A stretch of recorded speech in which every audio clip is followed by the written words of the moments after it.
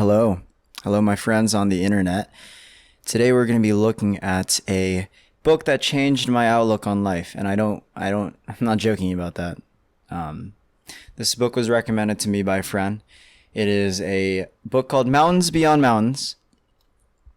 It's a pretty good book. It's a nonfiction. It's the first nonfiction on my channel. It follows the story of Paul Farmer, who is this amazing doctor who, to basically sum up his career the best I can, which in this short review wouldn't really suffice or give him full credit, but he starts locally in clinics in Haiti, helping out the poor and the sick there. And he basically ends up changing standards of medicine all around the world, which the journey, that process in doing that is really amazing. So in what ways did it change my life? I know that sounds like, that sounds really stupid. I know that. But it did. It changed my outlook on life. In what ways? Well, first of all, I've recognized the humanity in people. To see how people suffer in various forms, and then have someone like Paul Farmer, the doctor who really cares about people at their worst and will do literally anything, everything for that sick person. There's something very honorable about that, and there's something also very human about it. Now, there are two things I want to talk about in this book, and the first thing has to do about like biographies in general. So I recently saw the Michael Jordan documentary. I don't want to say recent because it's been a while, but I saw it. All right. And I left convinced that Michael Jordan is the greatest basketball player of all time. But I know that's only because that's what the fucking documentary wanted me to think. It was biased, is what I'm trying to say. Biographies tend to kind of do that, paint someone in this really awesome light while maybe hiding some details that the person might want under the rug. This account, I'm going to talk about Paul Farmer for a second. He cares about people to an annoying extent almost. Like, I can't believe this person cares about people this much. I guess to understand what I really mean, you'd have to read the book, but like, it almost makes you guilty for not caring about people as much as you should. And I know you can do whatever you want in life, helping people doesn't have to be your goal. What I like about this biography is that the narrator, or I guess the guy who follows Paul Farmer around, Tracy Kidder, is very, very honest about how he feels about Paul. Here's just one excerpt, all right? And for me, the problem often was that I couldn't muster a sufficient response internally. I'd feel sorry that so many Haitian children died of measles, though not in Zanmi-Lasant's catchment area. But I'd also feel that I could never be sorry enough to satisfy him. I'd end up annoyed at Farmer for a time, in the way one gets annoyed at others when one has done them a disservice.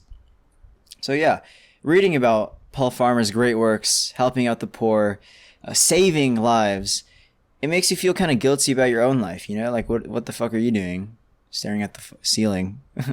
But I think there's something very healthy about this kind of guilt. It's kind of like, it's proof that you can do better in a way, that there are more important things out there in the world. Some of your problems, some of my problems, some of the things that I thought were important, started feeling less important because I knew there were other people suffering outside. It's like, I hate using this example, but like, you don't eat your freaking broccoli, which you should, and your mom goes, kids in Africa would have eaten that in a second. That's not the saying. I think I butchered that. But you get the drift. Like, when we make suffering relative, we start to see our own suffering as less. You read about a guy who does all these great deeds, and maybe you think, what if he's doing it for some kind of superiority complex, I mean, he only really helps out people who are like these poor and weak and he helps them out. Nothing bad about that, really. But maybe he does have some kind of ego boost, you know, to be seen as some sort of god among the people. And there was a time when his girlfriend, I don't know if he was the girlfriend or she was the girlfriend at the time, she actually brings this up to him. In the car, she started in on him, accusing him of self-righteousness. She didn't let up. Finally, he slammed on the brakes, reached across her, and pushed open her door. "Get out!" he yelled, and called her a foul name. She didn't obey. She sat rigidly in her seat, feeling both offended and also exultant, smiling inwardly, thinking, "Yes, I got you. You have this human quality, you're flawed." It's kind of weird, you know, accusing someone of being self-righteous for helping the poor and the weak over and over until they get upset. But I like how honest this account is, because that is something I thought of. You know, what are Paul Farmer's intentions? What is he really doing this for? And it brings up the discussion of, if your motives are good, are all your actions good?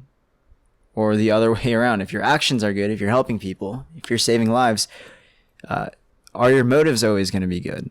You know? But yeah, this book did change my perspective on life. It was a good book. You know, do you want my honest review? I'm really used to reading fiction by now. I really like fiction.